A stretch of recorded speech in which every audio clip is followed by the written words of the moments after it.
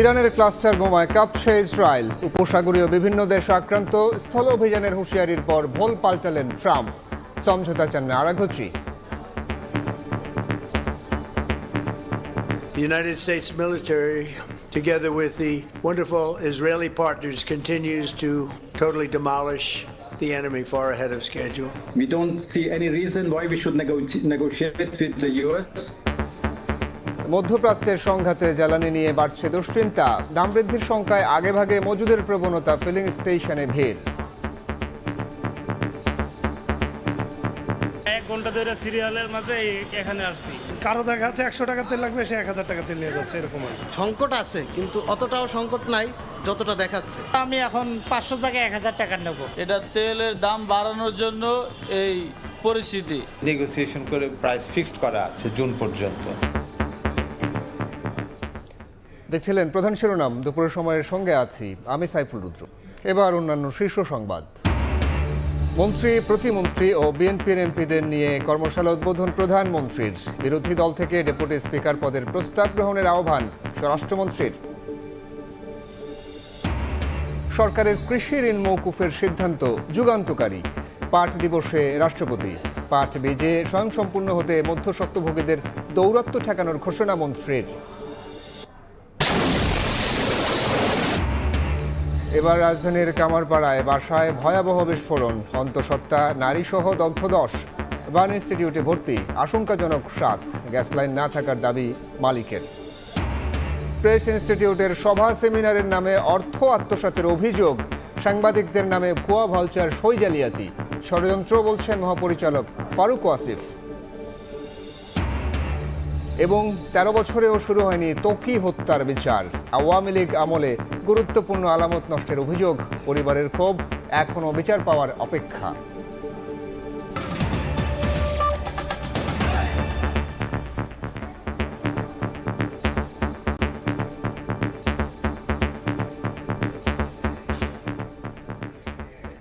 ইরানের ক্লাস্টার বোমায় কাঁপছে Israel. Tel Aviv লক্ষ্য করে বড় ধরনের ক্ষেপণাস্ত্র হামলা চালিয়েছে রেভলিউশনারি গার্ড। পাল্টা আক্রমণ অব্যাহত রেখেছে যুক্তরাষ্ট্র ও ইসরায়েল। যৌথ হামলায় নিহতের সংখ্যা ছাড়িয়েছে 1200। এদিকে ভোল পাল্টিয়ে ইরানের স্থল অভিযানের জন্য সেনা পাঠানো সময়ের অপচয় বলে মন্তব্য করেছেন মার্কিন প্রেসিডেন্ট ট্রাম্প। আর ইরান জানিয়েছে তারা যুক্তরাষ্ট্রের সঙ্গে কোনো সমঝোতায় যাবে না।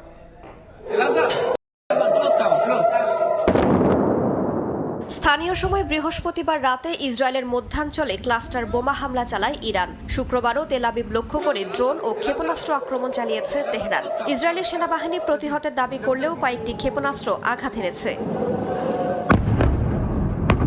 উপসাগরীয় দেশগুলোতেও নতুন করে বড় ধরনের হামলা চালিয়েছে ইরান। বাহরাইনে ইসরায়েলি দূতাবাসে আক্রমণের দাবি করেছে তেহরান। কাতার ও সংযুক্ত আরব আমিরাতেও হামলার খবর পাওয়া গেছে। সৌদি আরবের প্রতিরক্ষা মন্ত্রণালয় জানিয়েছে প্রিন্স সুলতান বিমান ঘাঁটি লক্ষ্য করে ছোড়া 3টি ব্যালিস্টিক ক্ষেপণাস্ত্র তারা ধ্বংস করেছে। কুয়েত সেনাবাহিনীর দাবি তাদের লক্ষ্য করে ড্রোন ও ক্ষেপণাস্ত্র ছোড়া হয়েছে। ইরানকে সমর্থন জানিয়ে মার্কিন ঘাঁটিগুলোতে ক্ষেপণাস্ত্র ও ড্রোন হামলা চালিয়েছে ইরাকি সশস্ত্র গোষ্ঠী।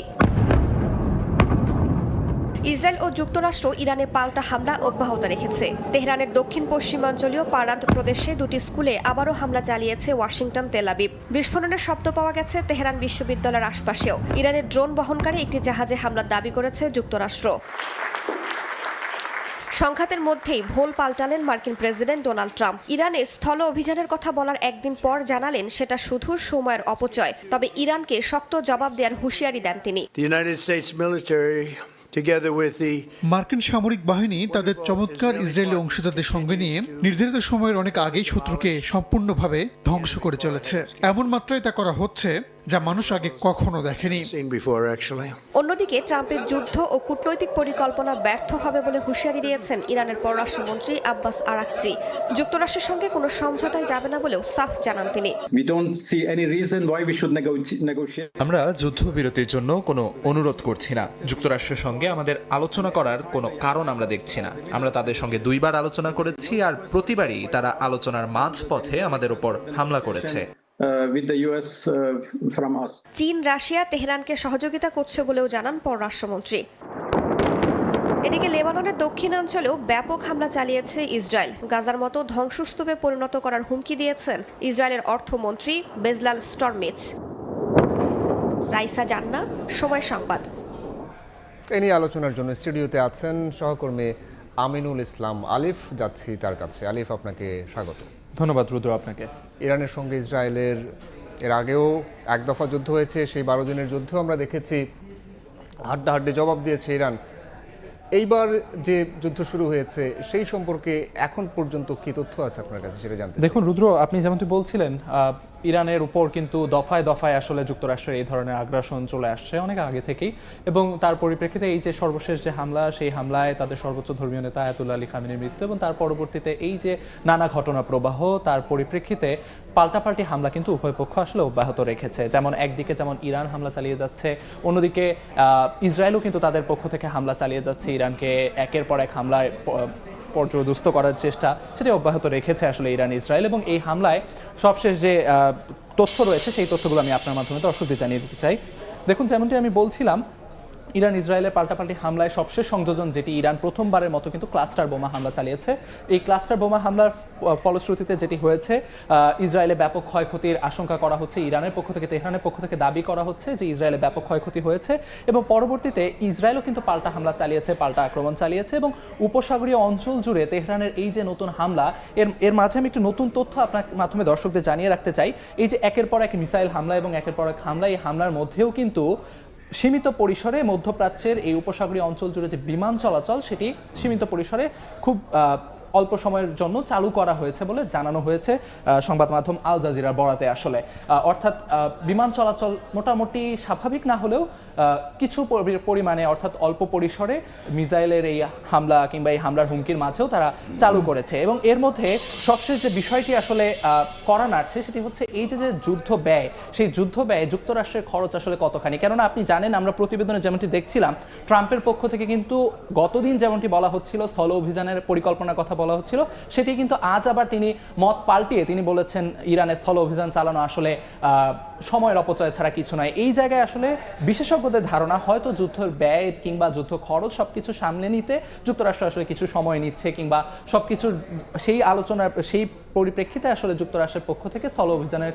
সেই পরিকল্পনা থেকে সরে আসা হচ্ছে। সেই জায়গায় আমি যদি যুদ্ধের ব্যয় নিয়ে একটু কথা বলি, যুদ্ধে এই যে কয়েক সপ্তাহ ধরে যুদ্ধ চলার যে ইঙ্গিত ট্রাম্পের পক্ষ থেকে দেওয়া হয়েছে, সেই জায়গায় কিন্তু আসলে দ্বিমত রয়েছে। গতকালকের ঘটনা আপনি জানেন, যেখানে মার্কিন সেনারা যুদ্ধ করতে না চাওয়া কিংবা যুদ্ধে অসম্মতির একটি কথা কিন্তু তাদের পক্ষ থেকে জানানো হয়েছে, এবং সেই যে ব্যয়, প্রথম 100 ঘন্টায় 3.7 বিলিয়ন এবং প্রতিদিন প্রায় $891 মিলিয়ন আসলে যুক্তরাষ্ট্রের পক্ষ থেকে খরচ করা হচ্ছে। এই জায়গায় আমি আপনার মাধ্যমে একটু দর্শকদের একটি প্রতিবেদন জানিয়ে আসতে চাই। প্রতিবেদনটি যদি শুরু করতে চাই আমরা, যেখানে সব মিলিয়ে আসলে আমাদের এই যে হরমুজ প্রণালী বন্ধ করা এবং ইরানের সব কিছু মিলিয়ে যে জ্বালানির ওপর কী ধরনের প্রভাব পড়বে সেই ব্যাপারে আসলে আমাদের প্রতিবেদনটি। রাজধানীর ফুয়েল স্টেশনগুলোতে হুমড়ি খেয়ে পড়ছেন ভোক্তারা। তেল নিতে অপেক্ষায় ঘন্টার পর ঘন্টা, বেশিরভাগই কিনছেন ফুয়েল ট্যাঙ্ক জ্বালানি। কারণ হিসেবে বলছেন মধ্যপ্রাচ্য অস্থিরতার জেরে বিশ্ববাজারে জ্বালানির দাম বৃদ্ধি এবং সরবরাহে বিঘ্ন ঘটার কথা। তবে এই মুহূর্তে কোনো সরবরাহ ঘাটতি নেই বলছেন পাম্প সংশ্লিষ্টরা। MS আরিফিনের রিপোর্ট। যানবাহনের দীর্ঘ লাইন, স্বাভাবিক সময়ের চেয়ে কয়েকগুণ বেশি গাড়ির অপেক্ষা রাজধানীর ফুয়েল স্টেশনগুলোতে। কারণ মধ্যপ্রাচ্য যুদ্ধের প্রভাবে জ্বালানির দাম বেড়ে যাওয়ার আতঙ্ক জেকেছে জনমনে। হরমুজ প্রণালী বন্ধে অনিশ্চয়তা তৈরি হয়েছে সরবরাহ সংকটেরও। সংকট আছে, কিন্তু অতটাও সংকট নাই যতটা দেখাচ্ছে। এক সপ্তাহ তেলের আমাদের মজদুত আছে, এখন কি এক সপ্তাহে আছে, কারো কাছে শুনি 28 দিনে। 2-1টা পাম্প খোলা আছে, যার কারণে এত ভিড়। আর সামনে তো দাম বাড়বে, এটা বলাই যায়, যেহেতু তেলের রিজার্ভ বাংলাদেশ ওইভাবে নাই। দৈনন্দিন কাজের জন্য অবশ্যই আমরা একটু রিজার্ভ করে রাখছি, সত্যি কথা যেটা। আগে থেকে যুদ্ধের প্রস্তুতি নিতে চাই, বাংলাদেশের সরকারের তো মজুত করা দরকার ছিল না। বিপিসির তথ্য বলছে, সোমবার থেকে গেল 4 দিনে ডিজেল বিক্রি হয়েছে প্রায় 98,000 টন। গত বছরের একই সময়ে বিক্রি হয়েছিল 55,000 টন। একই সময়ে পেট্রোল বিক্রি হয়েছে 44%, আর অকটেন বিক্রি হয়েছে 50%-এর বেশি। পাম্প সংশ্লিষ্টরা বলছেন, প্রয়োজনের তুলনায় অতিরিক্ত কিনছেন ভোক্তারা। ফুল ট্যাঙ্কের চাহিদা বেশি থাকায় তেল দিতে সময় বেশি লাগছে। তবে এখন পর্যন্ত কোনো সংকট নেই সরবরাহে। কারো দেখা যাচ্ছে 100 টাকা তেল লাগবে, সে 1000 টাকা তেল নিয়ে যাচ্ছে, এরকম আর সবাই ম্যাক্সিমাম ফুল ট্যাঙ্কি করে নিয়ে যাচ্ছে। যারা কম নিত তারাও এখন ফুল করে নিচ্ছে, যারা ফুল করতো তারাও ফুল করে নিচ্ছে। ঠিক আছে, সবার ভিতরে একটা আতঙ্ক আর কি। বৈশ্বিক পরিস্থিতির জেরে দেশে যাতে সংকট তৈরি না হয় সে লক্ষ্যে এরই মধ্যে স্পট মার্কেট থেকে জ্বালানি কেনার সিদ্ধান্ত নিয়েছে সরকার। MS আরিফিন, সময় সংবাদ, ঢাকা।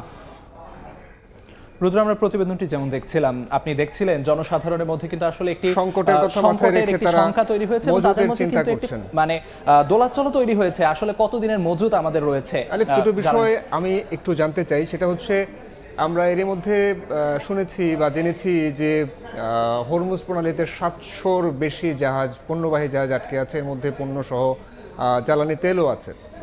তো জ্বালানি তেলের সংকটটা ওই অঞ্চলটাতে অর্থাৎ ইউরোপ আমেরিকাতে কেমন প্রভাব ফেলবে? এবং আরেকটা জিনিস আপনি শুরুতে যেটা বলছিলেন, ক্লাস্টার বোমা নিক্ষেপ করছে ইসরায়েলের উপরে, তো দুটো বিষয় জানবো। আগে একটু জ্বালানি তেলের বিষয়টা জানবো। জ্বালানি তেলের বিষয়টা যদি বলতে হয় রুদ্র, আমরা একটু কিছু তথ্য যদি জ্বালানি তেল সংক্রান্ত দেখে নিই তাহলে হয়তো আরও তথ্য উপাত্তের সাহায্যে সহজভাবে বোঝানো সুবিধা হবে আমার।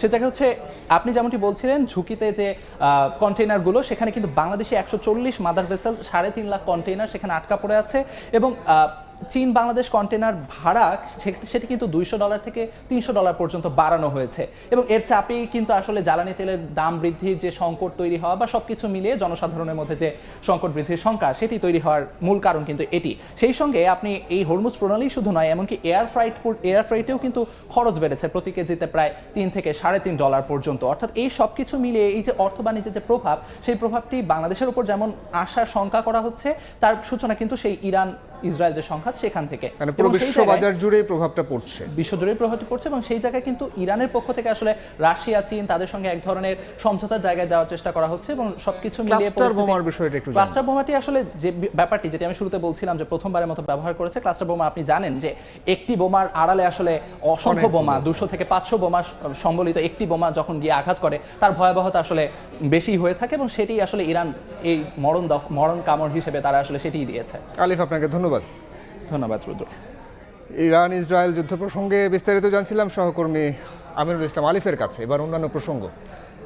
জাতীয় সংসদের প্রথম অধিবেশন সামনে রেখে বিএনপির সংসদ সদস্য এবং মন্ত্রীদের নিয়ে প্রশিক্ষণ কর্মশালা উদ্বোধন করেছেন প্রধানমন্ত্রী তারেক রহমান। নতুন এমপিদের সংসদীয় রীতি ও সবার মধ্যে অভিজ্ঞতা বিনিময়ে এই আয়োজন বলে জানান স্বরাষ্ট্রমন্ত্রী সালাউদ্দিন আহমদ। বিরোধী দলকে ডেপুটি স্পিকার পদ নেওয়ার প্রস্তাব গ্রহণেরও আহ্বান জানান তিনি।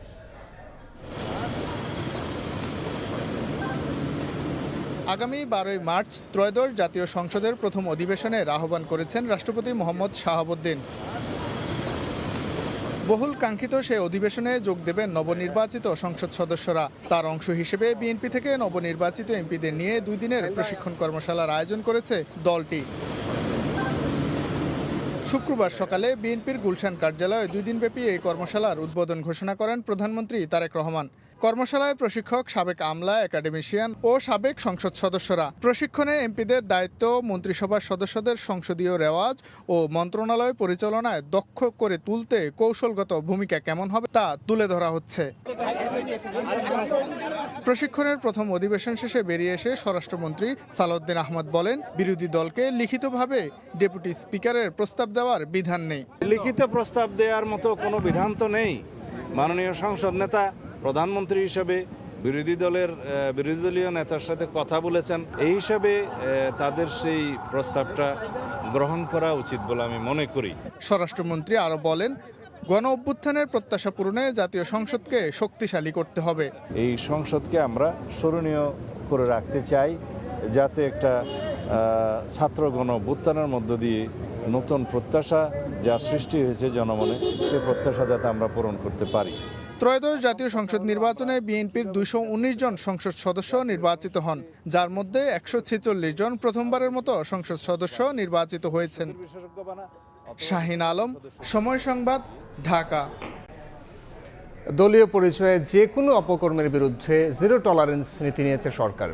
একই সঙ্গে দলীয় শৃঙ্খলা ভঙ্গকারী নেতাকর্মীদের বিষয়ে বিএনপির অবস্থানও কঠোর, যার প্রেক্ষাপটে বিভিন্ন অভিযোগে ধারাবাহিক কঠোর শাস্তিমূলক ব্যবস্থা নিচ্ছে বিএনপি। আইনশৃঙ্খলা বাহিনীকেও দেখা গেছে তৎপর। বিএনপির শীর্ষ নেতারা বলছেন, যে কোনো অপকর্মের বিরুদ্ধে কঠোর হওয়ার নির্দেশনা দলের চেয়ারম্যান ও প্রধানমন্ত্রী তারেক রহমানের। বিস্তারিত হাসান ওয়ালির প্রতিবেদনে। দীর্ঘ রাজনৈতিক সংগ্রাম আর নিপীড়ন নির্যাতনের সময় পেরিয়ে ভূমিধস বিজয় নিয়ে রাষ্ট্র ক্ষমতায় বিএনপি। দায়িত্ব নেওয়ার পর থেকে প্রধানমন্ত্রী তারেক রহমানের নানা পদক্ষেপ আর সাধারণ মানুষের পাশে থাকার চেষ্টা প্রশংসা কুড়াচ্ছে দেশের মানুষের মাঝে। সরকারের মন্ত্রী পরিষদেও তার প্রভাব পড়েছে। দায়িত্বশীল মন্ত্রণালয়ের শীর্ষ ব্যক্তিরা চেষ্টা করছেন সাধারণের সমস্যা বোঝার, কিন্তু সরকারের এই চেষ্টার মাঝে বাধা হয়ে দাঁড়িয়েছে দেশের বিভিন্ন জায়গায় দলীয় পরিচয় নিয়ে নানান তৎপরতা। কোথাও কোথাও তৃণমূল পর্যায়ে আছে অন্তর্দ্বন্দ্ব, যার প্রভাব পড়ছে সরকারের ভাবমূর্তিতেও। বর্তমান সরকারের দায়িত্বশীল ও বিএনপির শীর্ষ পর্যায়ের নেতারা বলছেন, এই ধরনের সব অভিযোগ সর্বোচ্চ গুরুত্ব দিয়ে দেখছে সর্বোচ্চ নেতৃত্ব। সম্প্রতি গাছ কাটার অভিযোগে কিশোরগঞ্জের মিঠামইন উপজেলা বিএনপির সভাপতিকে বহিষ্কারের পর গ্রেফতার করেছে পুলিশ।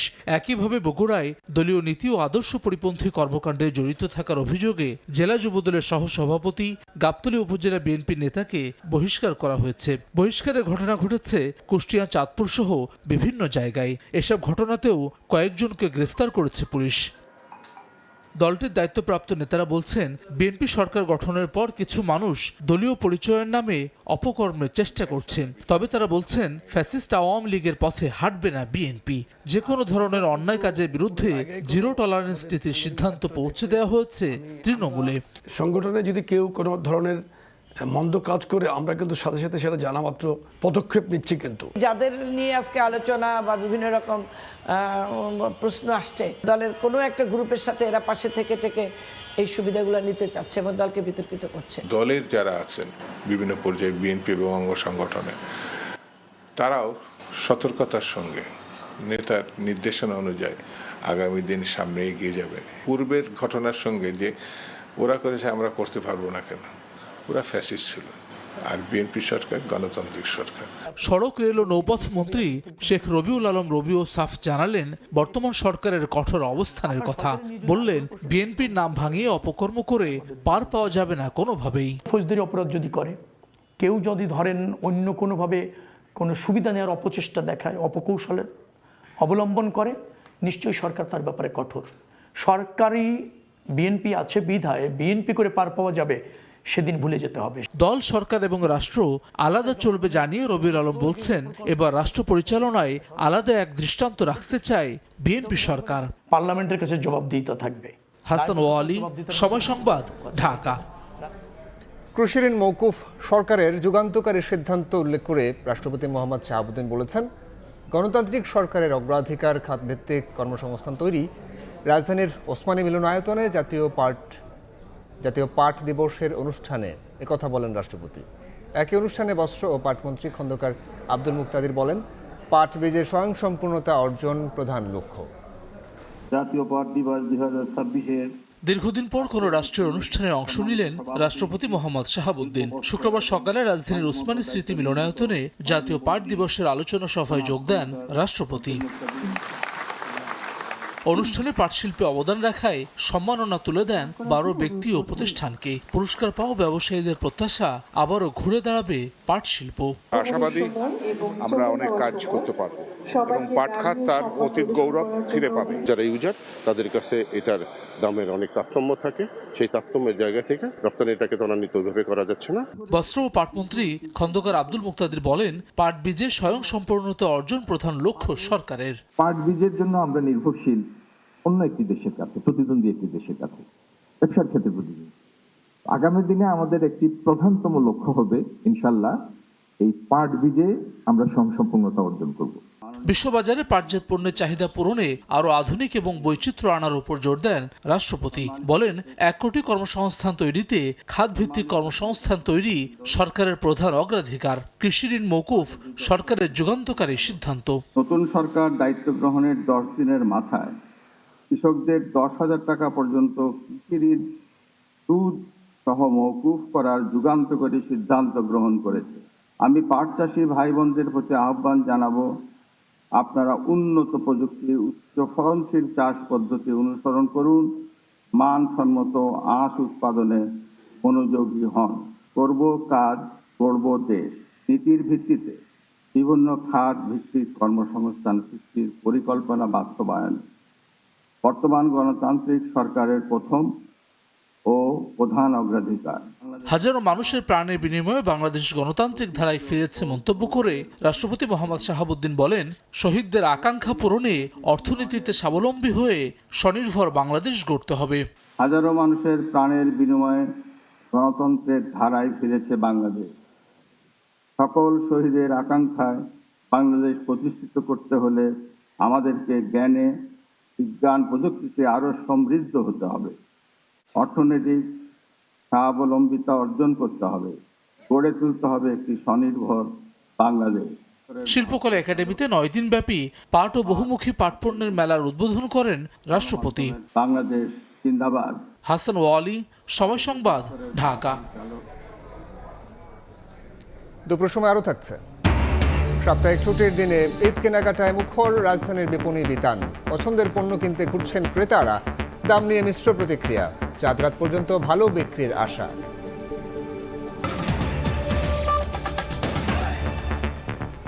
এবার রাজধানীর কামারপাড়ায় একটি বাসায় ভয়াবহ বিস্ফোরণের ঘটনা ঘটেছে। অন্তঃসত্ত্বা নারী ও 2 শিশুসহ দগ্ধ হয়েছেন 10 জন। রাজধানীর জাতীয় বার্ন ও প্লাস্টিক সার্জারি ইনস্টিটিউটে ভর্তি করা হয় তাদের। শ্বাসনালী পড়ে যাওয়ায় 7 জনের অবস্থা আশঙ্কাজনক বলে জানিয়েছেন চিকিৎসক। তবে ভবন মালিকের দাবি, বাড়িতে কোনো গ্যাসের সংযোগ নেই। অন্য কোনো রাসায়নিকের দ্রব্য থেকেই ঘটতে পারে এই বিস্ফোরণ। শুক্রবার রাত 3:30টায় হঠাৎ বিস্ফোরণে কেঁপে ওঠে রাজধানীর তুরাগ কামারপাড়া এলাকার 10 নম্বর সেক্টরের একটি বহুতল ভবন। বিস্ফোরণে ভবনের নিচতলা ও দ্বিতীয় তলার দেয়াল ধসে পড়ে। বিস্ফোরণের পর আগুন ছড়িয়ে গেলে 2 শিশু ও 1 অন্তঃসত্ত্বা সহ দগ্ধ হন একই পরিবারের 9 সদস্য সহ মোট 10 জন। দগ্ধদের উদ্ধার করে রাজধানীর জাতীয় বার্ন ও প্লাস্টিক সার্জারি ইনস্টিটিউটে ভর্তি করা হয়। স্বজনরা বলছেন গ্যাস লিকেজ থেকেই দুর্ঘটনা। এক ফ্যামিলিরই ভাই বোন এখানে আছে, যারা সব একসাথে মনে করেন যে দগ্ধ হয়ে গেছে। গ্যাসের সিলিন্ডারে নাকি গ্যাসে কোনো সমস্যা হয়েছে কি ওখান থেকেই বাস্ট হয়েছে। তবে ভবন মালিকের দাবি, বাড়িতে কোনো গ্যাসের সংযোগ নেই। অন্য কোনো রাসায়নিক দ্রব্য থেকেই ঘটতে পারে এই বিস্ফোরণ। অন্য কোনো তো সিলিন্ডারও ছিল না কোনো গ্যাসের কোনো ইয়া ছিল না। কারেন্টের লাইনও ঠিক আছে, আমরা কারেন্টের লাইনের যারা ডেস্কো তাদের ডেকেছি। চিকিৎসকরা জানিয়েছেন দগ্ধ 10 জনের মধ্যে 7 জনের অবস্থায় আশঙ্কাজনক। সবারই শ্বাসনালী পুড়ে গেছে। সর্বোচ্চ যিনি বার্ন হয়েছেন 100%, উনি গর্ভবতী, 6 মাসের অন্তঃসত্ত্বা। তো উনি সবচাইতে ক্রিটিক্যাল এই মুহূর্তে। যারা আসছেন প্রত্যেকেরই ক্রিটিক্যাল কিছু না কিছু ফ্যাক্টরস আছে। সবাই আশঙ্কাজনক অবশ্যই, কারণ যেহেতু শ্বাসনালীতে পড়া আছে। তবে 7 জন এই আশঙ্কাজনকদের মধ্যে বেশি ক্রিটিক্যাল। বাসাটির দ্বিতীয় তলায় সপরিবারে থাকেন রুবেল। তার চাচাতো ভাই দুবাই থেকে ফিরে পরিবার নিয়ে রুবেলের বাসায় বেড়াতে এসেছিলেন। বিস্ফোরণে দগ্ধ হয়েছেন তারা সকলেই। নাইম হাসান, সময় সংবাদ, ঢাকা। এই মুহূর্তে রাজধানীর কামারপাড়ায় ঘটনাস্থলে আছেন সহকর্মী মনির হোসেন। সরাসরি যাচ্ছি তার কাছে। মনির, গত ভোররাত ঠিক ভোর 4:05 থেকে 10 মিনিটের মধ্যে, অর্থাৎ সেহরির সময়ে এই বাসাতেই বিকট শব্দে একটি বিস্ফোরণ ঘটে এবং বিস্ফোরণেই মূলত যে এই বাসার আসবাবপত্র থেকে শুরু করে সব লণ্ডভণ্ড হয়েছে। যদিও শুরুতে বলা হচ্ছিল কিংবা এখন পর্যন্ত বলা হচ্ছে গ্যাস লিকেজের বিস্ফোরণ। এটি এই বাসার রান্নাঘর। যদিও এখানকার যেই স্থানীয়রা কিংবা এই বাড়ির যে মালিক রয়েছেন তিনিও বলছেন যে এখানে রান্না বান্নার কোনো কাজ চলতো না এবং যে গ্যাসের চুলা রয়েছে আমরা সেটিও দেখেছি, সেটিতে কোনো গ্যাস সংযোগ নেই এবং দীর্ঘদিন ধরে বন্ধ রয়েছে। এখন যদি আসলে এই যে বিস্ফোরণ হয়েছে, বিস্ফোরণের ভয়াবহতাটা দেখাতে চাই যে এই মূলত এই রুম থেকেই বিস্ফোরণ হয়েছে বলে ধারণা করা হচ্ছে। এই পাশের যেই এই রুমের যেই 2 পাশেই 2টি দেয়াল, সেই দেয়াল 2টি ভেঙে যায় এবং ভেঙেই কিন্তু নিচে পড়ে যান এবং এই রুমেই যারা ছিলেন তারাই বেশি হতাহত হয়েছেন। আমরা এখন পর্যন্ত জানতে পেরেছি যে এই বাসায় মূলত 4 জন সদস্য থাকতেন তারা এবং তাদের সঙ্গে গতকালই অতিথি এসেছিলেন আরও 4 জন। সব মিলিয়ে মোট এই বাসায় 8 জন বসবাসরতই ছিলেন। তারাই কিন্তু দগ্ধ হয়েছেন। যদিও আমরা এখন পর্যন্ত জানতে পেরেছি যে জাতীয় বার্ন ইনস্টিটিউটে 10 জনকে ভর্তি করা হয়েছে এবং চিকিৎসকরা বলছেন 7 জনের অবস্থা আশঙ্কাজনক। এই যে ভয়াবহতার কথা আসলে যেটি বলছিলাম, যে দেখতেই পাচ্ছেন এই যে আসবাবপত্র এবং এই দেয়াল, শুধু এই দেয়াল ভাঙছে বিষয়টা এমন না, পাশের বিল্ডিংয়ের যেই দেয়ালগুলো আছে সেগুলো ক্ষতিগ্রস্ত হয়েছে এবং পাশের বিল্ডিংয়ের যে জানালার গ্রিল থেকে শুরু করে পাশের ভবনও কিন্তু ক্ষতিগ্রস্ত হয়েছে এবং সেই সাথে খুব দূরের যে বাসাগুলো রয়েছে সেগুলোও ক্ষতিগ্রস্ত হয়েছে। তো সেক্ষেত্রে আসলে বাড়ির যে মালিক তিনি যেটি বলছিলেন যে এখানে গ্যাস সিলিন্ডার কিংবা গ্যাসের কোনো লাইন নেই, সেক্ষেত্রে কি হিসেবে কিসের থেকে বিস্ফোরণ হয়েছে সেটি আসলে তদন্তের পরেই বলা যাবেই বলেই আমরা ধারণা করছি এবং তদন্ত সংস্থার যে লোকজন তারাও কিন্তু আসছেন এবং দেখছেন, তারা তদন্ত করে সবশেষ জানাবেন। তো এই ছিল কাম্মারপাড়ার যে বিস্ফোরণ, সেই বিস্ফোরণের ঘটনাস্থল থেকে আমার কাছে সবশেষ। কামারপাড়া থেকে আপনি দুর্ঘটনার খবরের সবশেষ জানাচ্ছিলেন সহকর্মী মনির হোসেন। সাংবাদিকদের নাম ব্যবহার করে ভুয়া ভাউচার ও সই জালিয়াতির মাধ্যমে অর্থ আত্মসাতের অভিযোগ উঠেছে খোদ প্রেস ইনস্টিটিউট অব বাংলাদেশ পিআইবির বিরুদ্ধে। সভা, সেমিনার, সাংবাদিকদের প্রশিক্ষণ ও গণমাধ্যম নিয়ে গবেষণার আড়ালে প্রতিষ্ঠানটিতে গড়ে উঠেছে জালিয়াতির চক্র। অনুসন্ধানে দেখা গেছে শুধু সাংবাদিক নয়, বিশ্ববিদ্যালয়ের শিক্ষক ও সুশীল সমাজের শতাধিক মানুষের নাম ব্যবহার করে তৈরি করা হয়েছে ভুয়া বিল ভাউচার। স্থায়ী কর্মকর্তা কর্মচারীদের বদলি বা জোরপূর্বক অবসরে পাঠিয়ে ঘনিষ্ঠদের অস্থায়ীভাবে নিয়োগ দিয়ে প্রভাবশালী চক্র গড়ে তোলার অভিযোগ উঠেছে পিআইবির মহাপরিচালক ফারুক ওয়াসিফের বিরুদ্ধে। মঞ্জুরুল হক মঞ্জুর ছবিতে দিন মোহাম্মদ সাব্বিরের অনুসন্ধান।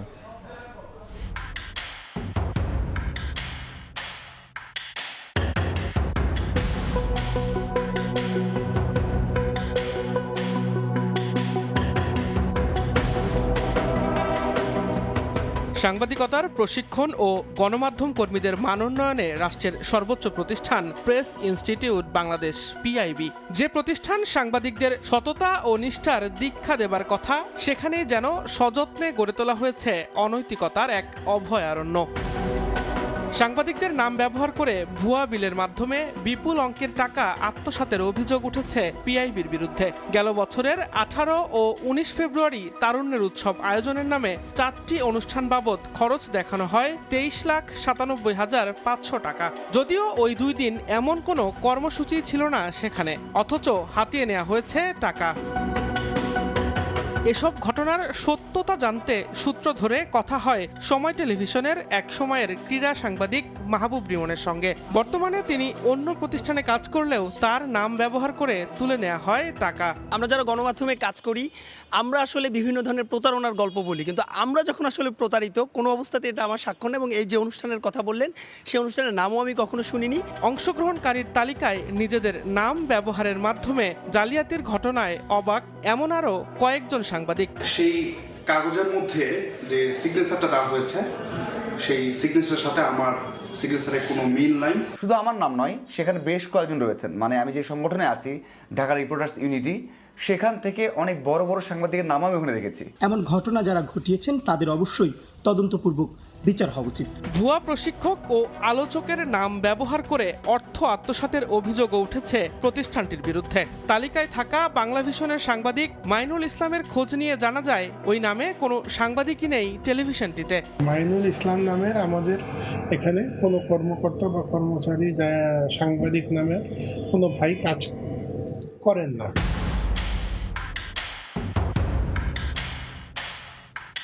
শুধু গণমাধ্যম কর্মী নয়, অনেক সময় অর্থ হাতিয়ে নিতে পিআইবি ব্যবহার করেছে বিশ্ববিদ্যালয়ের শিক্ষক ও অন্যান্য পেশাজীবীদের নাম পরিচয়।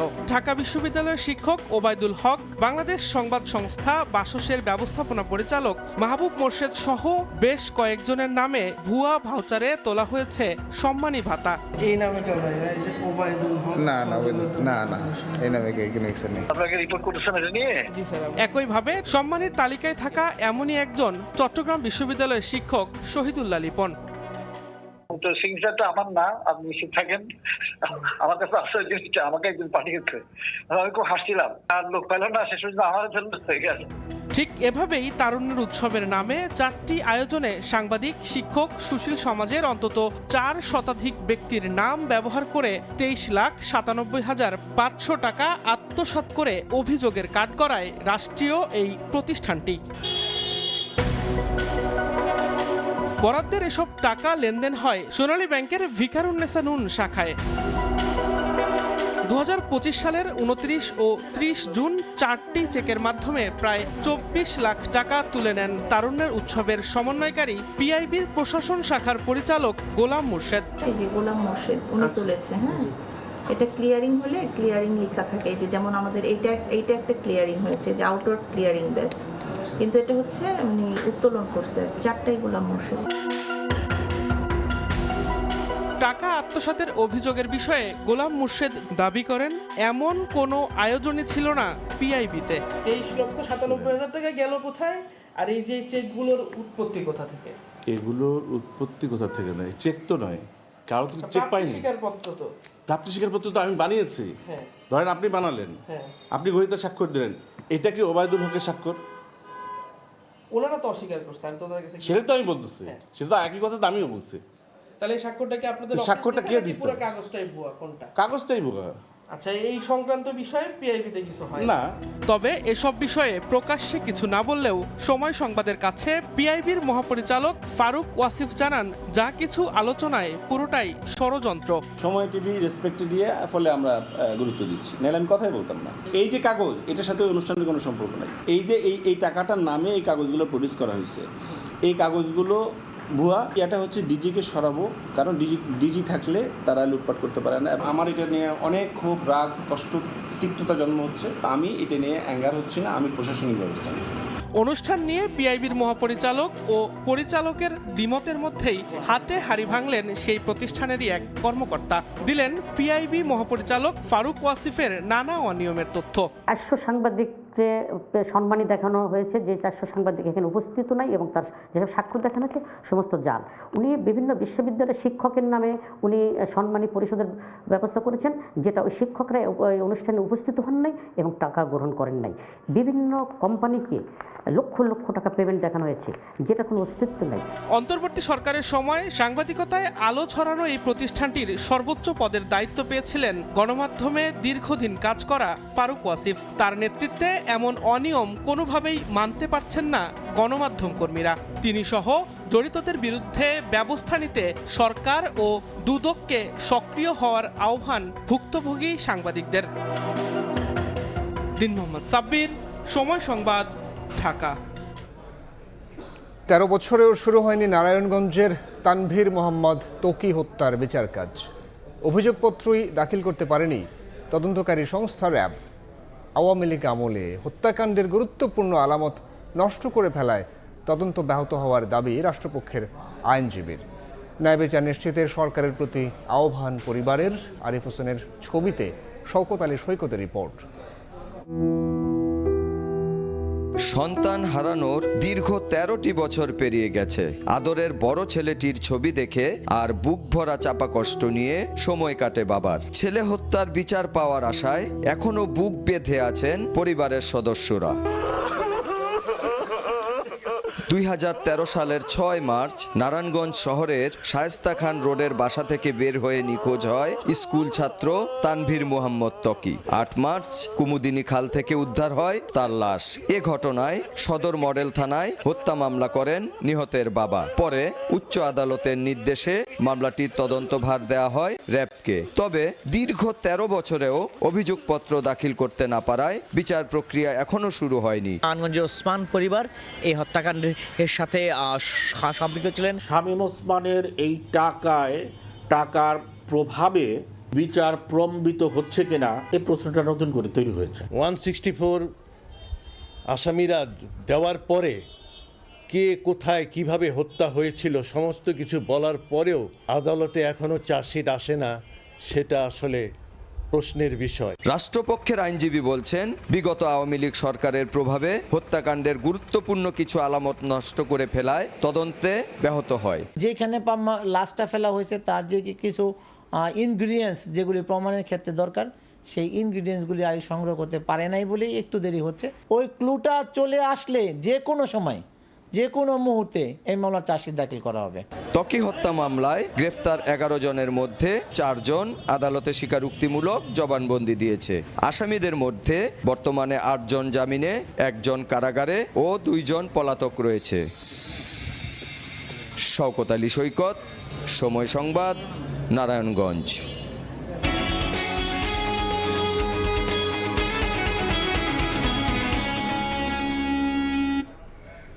ভোজ্য তেলের সরবরাহ সংকটে পড়েছে রাজধানীর কারওয়ান বাজার, যদিও এখনও তা বিক্রেতা ও ডিলার পর্যায়েই আছে এবং এই দাবি করেছেন দোকানিরা। এদিকে সবজির দাম কিছুটা কমলেও তা নাগালের মধ্যে আসেনি বলে অসন্তোষ ক্রেতাদের।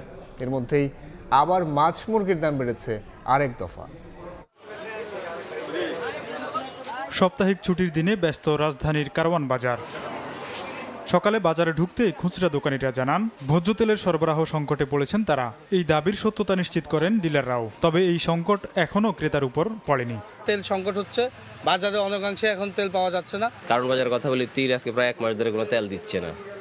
এই কারণে মনে হচ্ছে যে চাহিদার একটু যে পরিমাণ থাকার কথা এর থেকে মনে করেন সরবরাহটা কমে গেছে, কারণ তীরটা এখন মার্কেটে নাই। এখন ফ্রেশও আজকে দেখতেছি ফ্রেশও নাই, আর রূপচাঁদা বলছে আজকে দিবে, এখন না আসা পর্যন্ত কিছু বলতে পারতেছি না। ঈদ এগিয়ে আসায় মশলার বাজার দর বাড়ার কথা জানান ক্রেতা বিক্রেতারা। বর্তমানে কিশমিশ আর আলু বোকারার দাম আগুন, আজকে 2-3 দিন বাজার অনেক বাড়তি, এই দুইটা আইটেমে বেশি বাড়তি। দরদাম তো ভাই বিগত দিনের চেয়ে সবকিছুতেই বাড়তি। রাজনৈতিক প্রেক্ষাপট না আন্তর্জাতিক প্রেক্ষাপট কোনটার জন্য হচ্ছে বুঝতে পারতেছি না। অন্যদিকে বাজারে 30 থেকে 60 টাকা পর্যন্ত বেড়েছে সব ধরনের মুরগির দাম। চাহিদা মতো সরবরাহ না পাওয়াকেই দুষছেন বিক্রেতারা। স্বাভাবিকভাবে কমে না এখন দাম। 15 রমজানের পরের আপনার বাজার আবার বাইরে গেছে, যে এইসব মালগুলো আইতেছে সব বড় খামার আলাদা আইতেছে, তো আপনার বড় খামার আর কিন্তু কম রেটে মুরগি বিক্রি করে না। তবে এখনো মধ্যবিত্তের নাগালে না এলেও কমতে শুরু করেছে সবজির দাম। সরবরাহ ঠিক থাকলেও বাড়তি চাহিদার কারণেই দাম বেড়েছে দাবি বিক্রেতাদের। সবকিছুর দামই মোটামুটি কমতে শুরু করছে। হুমরি খায় কাস্টমার যখন দোকানে পড়ে সংগ্রহটা বেশি বাড়ায় দেয়। এটা যদি আমরা শুরু থেকে একটু কম সংগ্রহ করি তাহলে পাইকাররা ব্যবসায়ীরা একটু কম সেল হয়, তাহলে দামটা একটু নিয়ন্ত্রণে থাকে। সবজি দাম তো সবকিছু নাগালের বাইরে। 1 কেজি সজনি 240 টাকা, এক কেজি কচুরলতি 120 টাকা কেজি। বাজারে পণ্যমূল্য নাগালের মধ্যে রাখতে তদারকি বাড়ানোর দাবি ক্রেতাদের। তোফাজ্জল হোসেন, সময় সংবাদ, ঢাকা। ছুটির দিনে রাজধানীর বিপণী বিতানে বেড়েছে ক্রেতার ভিড়, জমে উঠেছে বেচাকেনা। আর এই মুহূর্তে সেই খবরাখবর জানাতে বসুন্ধরা শপিং কমপ্লেক্সে আছেন সহকর্মী অন্তরা সেন। সরাসরি যাচ্ছি তার কাছে। অন্তরা, জমে উঠেছে ঈদ কেনাকাটা। রাজধানীর বিভিন্ন মার্কেট আর শপিং মলগুলোতে কিন্তু সকাল থেকেই ক্রেতাদের যে আনাগোনা সেটা কিন্তু এই যে এখন দুপুর গড়িয়ে যাচ্ছে, এখন কিন্তু এই আনাগোনা আরও বেশি বাড়ছে। চোখে পড়ার মতো ভিড় কিন্তু প্রতিটা দোকানে দেখা যাচ্ছে। আমি এই মুহূর্তে আছি রাজধানীর বসুন্ধরা শপিং কমপ্লেক্সে। এখানে যদি দেখাই, ছোট বড় সবাই কিন্তু এসেছেন নিজেদের ঈদের যে নতুন পোশাকটি আছে সেটি একটু দেখে শুনে কিনবেন বলে। রমজানের সময় ইফতারির পর যেহেতু একটু বেশি ভিড় হয়, এ কারণে কিন্তু অনেকেই ভিড় এড়াতে একটু বেলার দিকটা বেছে নিয়েছেন। কিন্তু আজ যেহেতু সাপ্তাহিক ছুটির দিন শুক্রবার, এই ক্ষেত্রে কিন্তু তাদের এই চিন্তায় কিন্তু কিছুটা ছেদ পড়েছে, কারণ সকাল থেকেই যে পরিমাণে ভিড় রয়েছে মার্কেটগুলোতে সেটি কিন্তু বেলা বাড়ার সঙ্গে সঙ্গে আরও বেশি বাড়ছে এবং ইফতারির পর এটি আরও অনেক বেশি বেড়ে যাবে বলে ব্যবসায়ীরা কিংবা বিক্রেতারা কিন্তু এটা মনে করছেন। আমরা সকাল থেকে রাজধানীর গাউসিয়া মার্কেটে ঘুরে দেখেছি, নিউ মার্কেট ঘুরে দেখেছি, সেখানেও কিন্তু ক্রেতাদের ভিড় একদম জমজমাট ছিল। এদিকে বিভিন্ন ধরনের কালেকশন আর নিত্য নতুন যে ফ্যাশনেবল কালেকশন রয়েছে, ক্রেতাদের কিন্তু সেগুলো দেখিয়ে আকৃষ্ট করার চেষ্টা করছেন বিক্রেতারা। বিদেশি স্টাইলের পোশাকের দিকে যেরকম এবার নজর রয়েছে সবার, তেমনি কিন্তু দেশীয় স্টাইলের যে পোশাকগুলো রয়েছে সেগুলোর দিকেও কিন্তু বাছাই করছেন ক্রেতারা। যেহেতু এবার ঈদে একটু গরম পড়ার সম্ভাবনা রয়েছে, সে সময় একটু আবহাওয়া গরম থাকতে পারে, এ কারণে কিন্তু ক্রেতারা আরামের দিকের কথা চিন্তা করে একটু সুতি ধরনের যে পোশাকগুলো রয়েছে সেগুলো একটু বেছে নিচ্ছেন। তাদের বাজেটের সাথে মিলিয়ে, ফ্যাশনের সাথে মিলিয়ে যে পোশাকটি তাদের পছন্দ হচ্ছে সেটাই কিন্তু তারা কিনছেন। এই ছিল আমার কাছে রাজধানীর ঈদ কেনাকাটার সর্বশেষ খবর। রাজধানীতে ঈদের কেনাকাটায় ব্যস্ত যারা, তাদের খবরাখবর জানাচ্ছিলেন আমাদের সহকর্মী অন্তরা সেন। ছুটির দিনের বই মেলা খুদে পাঠকদের পদচারণায় মুখর। কেউ এসেছে বই কিনতে, কেউ আসে শিশু প্রহর উপভোগে। গল্প বলার আসরে ছিল উচ্ছ্বাস। নতুন ছড়ার বই প্রকাশিত হয়েছে 18টি। মায়ের হাত ধরে ছোট দুই বোন সিজা ও ওয়ানিয়া এসেছে অমর ২১ বইমেলায়। স্টল থেকে স্টলে ঘুরে নিজেদের পছন্দের বই খুঁজে দেখেছে তারা। শেষমেশ ভূতের গল্পের বই কিনে খুশি মনে ফিরেছে বাড়ি। শুধু সিজা আর ওয়ানিয়াই নয়, বইমেলার ছুটির দিনের সকালটা ছিল ক্ষুদে পাঠকদের দখলে। বই কেনা শেষ করে শিশুরা ভিড় জমায় কাকতারুয়া পাপেট থিয়েটারের পুতুল নাটকের সামনে। শিশু প্রহর উপলক্ষে ছোটদের জন্য তারা নিয়ে এসেছে দুটি নতুন গল্প। পাশাপাশি ছিল গল্প পাঠের আসরও। রঙিন এই আয়োজন ঘিরে শিশুদের উচ্ছ্বাসে মুখর হয়ে ওঠে পুরো পরিবেশ। পাপেটটাও দেখতে ভালো লাগছে, আর আমি এক্ষুনি একটা বই কিনবো। পাতা জোড়া জোড়া মারবো চাবুক চড়বো ঘোড়া, ওরে বুবু সরে দাঁড়া আসতে আমার পাগলা ঘোড়া। অভিভাবকদের মতে আনন্দের মধ্যে দিয়েই শিশুদের শেখার আগ্রহ বাড়ে। তাই এমন বর্ণিল আয়োজন নিয়মিত থাকলে বইয়ের প্রতি শিশুদের ভালোবাসাও আরও বাড়বে।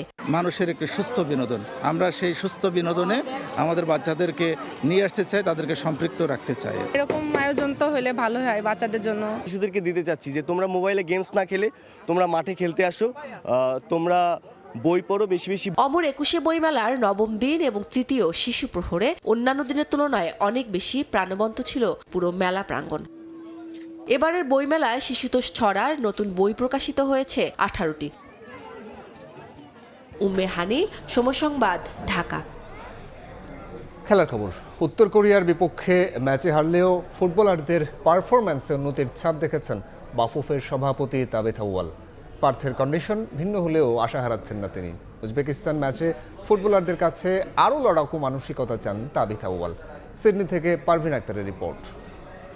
আমরা এখন আছি ওয়েস্টার্ন সিডনি স্টেডিয়ামে। একটু আগে কিন্তু এখানে অনেক বাংলাদেশি দর্শক ছিলেন, তাদের একটা প্রাণের মেলায় পরিণত হয়েছিল, যেন বাংলাদেশি কমিউনিটিতে রূপ নিয়েছিল ওয়েস্টার্ন সিডনি স্টেডিয়াম। তো আমরা ম্যাচের পর পেয়েছি বাংলাদেশ ফুটবল ফেডারেশনের সভাপতি তাবিথ আউয়ালকে। তার কাছে আমরা জানতে চাইবো বাংলাদেশের আজকের ম্যাচের পারফরমেন্স কেমন ছিল। দেখেন, স্কোর দেখলে তো অফকোর্স আমরা খুশি হতে পারছি না। আমরা আশাবাদী ছিলাম যে আমরা আরেকটা ভালো খেলা উপহার দিব, তবে যে খেলাটা আমরা এক্সপেক্ট করেছিলাম আমাদের দলের থেকে আমরা কিন্তু সেটা পেয়েছি। আপনি যদি দেখেন যে আমরা টিম গুছিয়ে খেলেছিল, ইট ডাজ নট মিন যে আমরা এখন আশা ছেড়ে দিয়েছি। আমাদের থার্ড ম্যাচ এখনো গুরুত্বপূর্ণ, আমরা নেক্সট রাউন্ডে যাওয়ার এখনো আমাদের সুযোগ আছে। কোন কোন জায়গাগুলোতে মনে হয়েছে আজকে আমাদের ফুটবলরা একটু ভুল করেছে, যে জায়গাগুলো আমাদের আসলে সংশোধন করা দরকার? স্পেসিফিকলি আমাদের ফার্স্ট টাচগুলোতে অনেক আমরা উইক ছিলাম। যদি ফার্স্ট টাচে রিসিভিং বলেন বা 1-to-1 বলেন, সেখানে কিন্তু যে ডমিনেটিং ফোর্স নর্থ কোরিয়ার ছিল, এই একটা দুটা মিস্টেক কিন্তু বলটাকে হারিয়ে ফেলতে হয়। ভাইয়া, আমাদের উজবেকিস্তানের সঙ্গে উজবেকিস্তান একটা ম্যাচ 3-0 গোলে হেরেছে। তা আপনি কতটুকু আশাবাদী, আশা রাখছেন পার্থে পরের ম্যাচ? দেখেন, আমি আগেও বলেছিলাম অতীতে কি হয় ইম্পর্টেন্ট না, ওই দিনের ওই খেলা, কোচের স্টাইল বা প্লেয়ারদের টেকনিক, সেটা কিন্তু বিবেচনা করতে হবে। সবকিছু মিলে কন্ডিশনটা একটু আলাদা হবে, একটু কঠিন হবে কিনা? না, আমরা অনেকভাবে প্রস্তুতি নিয়েছি। আমাদের মেয়েরা অনেক ডিফারেন্ট টেম্পারেচার খেলেছে। আমরা মনে করি না যে ওরকম ডিসঅ্যাডভান্টেজ আমাদের থাকবে।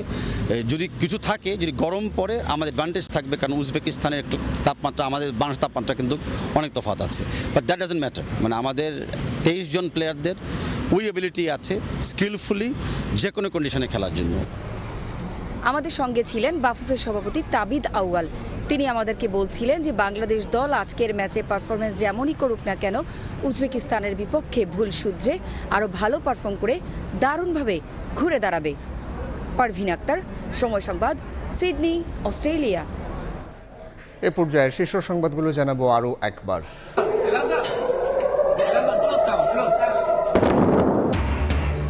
ইরানের ক্লাস্টার বোমায় কাঁপছে ইসরায়েল। উপসাগরীয় বিভিন্ন দেশ আক্রান্ত। স্থল অভিযানের হুঁশিয়ারির পর ভোল পাল্টালেন ট্রাম্প, সমঝোতা চান না আরাঘচি। মন্ত্রী, প্রতিমন্ত্রী ও বিএনপির এমপিদের নিয়ে কর্মশালা উদ্বোধন প্রধানমন্ত্রীর। বিরোধী দল থেকে ডেপুটি স্পিকার পদের প্রস্তাব গ্রহণের আহ্বান স্বরাষ্ট্রমন্ত্রীর। এবং সরকারের কৃষি ঋণ মওকুফের সিদ্ধান্ত যুগান্তকারী। পাট দিবসে রাষ্ট্রপতি। পাট বীজের স্বয়ংসম্পূর্ণ হতে মধ্যস্বত্বভোগীদের দৌরাত্ম্য ঠেকানোর ঘোষণা মন্ত্রীর।